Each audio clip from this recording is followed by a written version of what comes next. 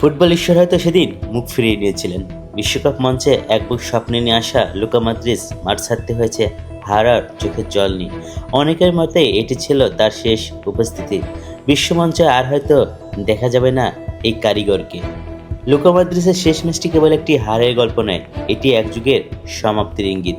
90 মিনিটে লড়লেন, দলের প্রয়োজনে নিজেকে উজাড় করে দিলেন, কিন্তু শেষ পর্যন্ত ভাগ্য সহায় হলো না। রেফারি যখন শেষ বাঁশি বাজালেন, তখন মাঠের মাঝখানে ভেঙে পড়লেন এই ক্রোয়াট ক্যাপ্টেন। তাই সেই শূন্য চাহনি বলে দিচ্ছিল হয়তো আর কোনো বিশ্বকাপে তাকে আর দেখা যাবে না। ক্রোয়েশিয়ার মতো ছোট্ট একটি দেশকে বিশ্ব ফুটবলের চূড়ায় নিয়ে এসেছিলেন মদ্রিচ।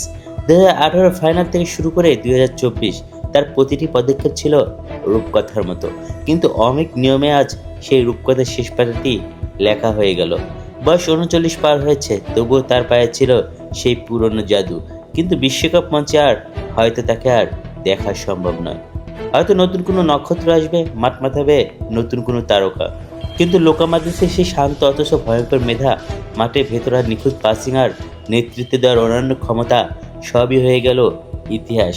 ফুটবল বিশ্ব আজ কেবল একটি ম্যাচ হারেনি, হারিয়েছে এক জীবন্ত কিংবদন্তি থেকে। বিদায় লুকা, তুমি আমাদের হৃদয়ে আজীবন সেরা হয়ে থাকবে। বাসার সবুজ, স্পোর্টস অন 360।